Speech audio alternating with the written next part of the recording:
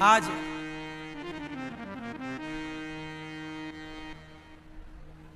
अहमदाबाद में एक बड़ी दुखद घटना घट गई।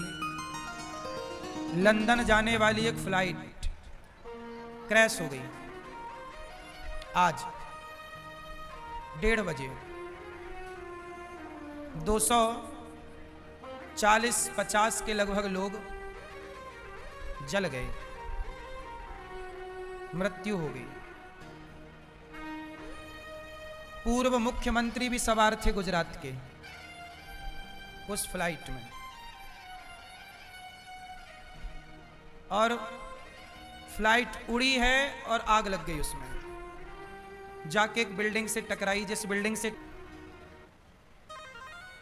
बड़ा दुखद ये घटना है। कितने निर्दोष परिवार बेचारे, कितनों के बच्चे, कितनों के अपने माता पिता, बहन भाई, पति पत्नी उस एक्सीडेंट में चले गए।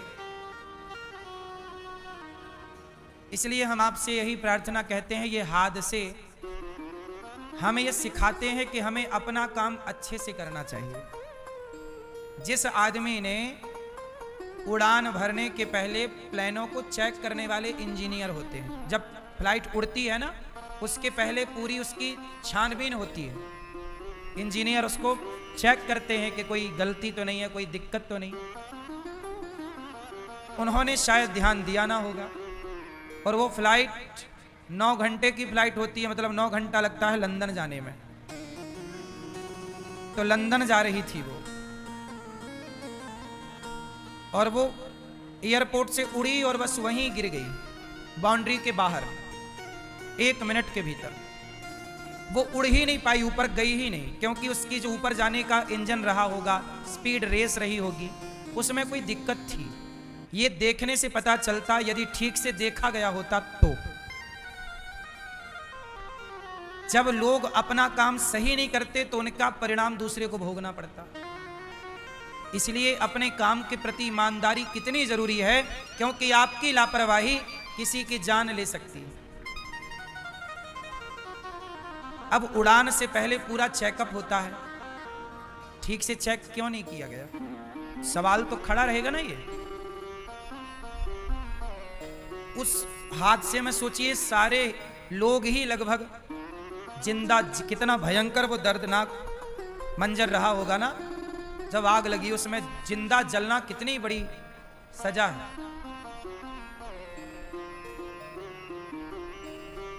बड़ा दुखद है ये, डराने वाले हैं ये हादसे। भगवान से हम यही प्रार्थना करेंगे कि उनके उस फ्लाइट में जितने भी यात्री थे सब भगवत धाम जाएं, और सब भगवान की कृपा को प्राप्त करें, और उनके परिवार को ये दुख सुन करके सहन करने की शक्ति भगवान उन्हें अवश्य दें। यही भगवान जी से प्रार्थना, क्योंकि ये तकलीफ सही नहीं जाती। जिन्होंने उनमें से अपनों को खोया होगा, बड़ा दुखद और दर्दनाक। गलती ना हो, अपने अपने काम को प्रत्येक व्यक्ति ईमानदारी से करे, तो ये हादसे हो ही ना।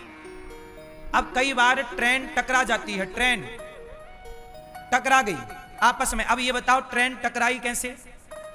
जो वहां पर बैठा है सिग्नल देने वाला, यदि वो गलत सिग्नल देगा तब टकराएगी, सही सिग्नल देगा तो टकराने की संभावना है ही नहीं। इतनी बढ़िया व्यवस्थाएं बनी हुई हैं, सबका रूट निर्धारित है। एक व्यक्ति की लापरवाही होती है, वो सिग्नल देना भूल जाता है, या सो जाता होगा, भगवान जाने, गलत सिग्नल दे दिया। एक ही ट्रैक पर 2 ट्रेन आ गई, आमने सामने टकरा गई। कितना बार ऐसा हुआ, और निर्दोष लोग मारे गए। आपकी एक जरा सी गलती कितना बड़ा नुकसान कर सकती है, ये सबक है। इसलिए कहता हूं कि अपना काम बड़ी ईमानदारी से करो, जो काम दिया गया है ईमानदारी से। लापरवाही आप तो कर लेंगे, लेकिन उसका परिणाम वो निर्दोष लोग भोगेंगे जिनका कोई कसूर था ही नहीं।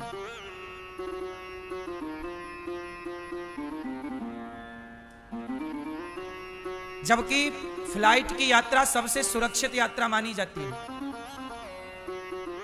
लाखों फ्लाइटें रोज उड़ती हैं पूरी दुनिया में, लाखों, हाँ या ना, नेशनल इंटरनेशनल, पर हादसे कहीं कभी सुने जाते हैं, रोज नहीं होता। तब होता है जब कोई लापरवाही, जैसे आज लापरवाही हो गई।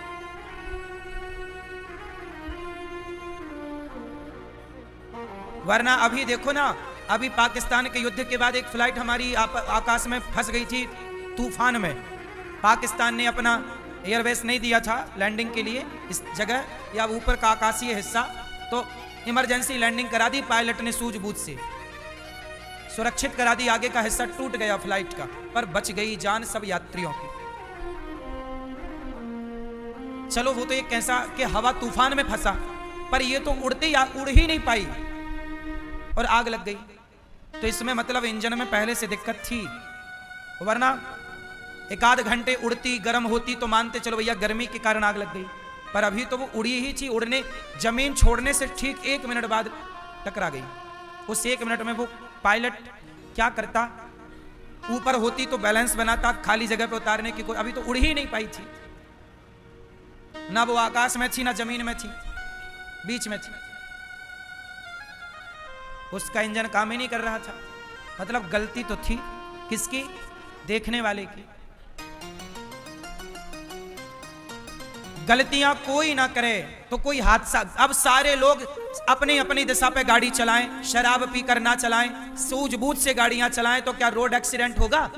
रोज हम लोग सूचनाएं सुनते हैं न्यूज में कि ट्रक से गाड़ी टकराई, 4 लोग मारे गए, फलानी टकराई, 5 लोग मारे गए। कितना दर्दनाक है ना ये। क्यों टकराई?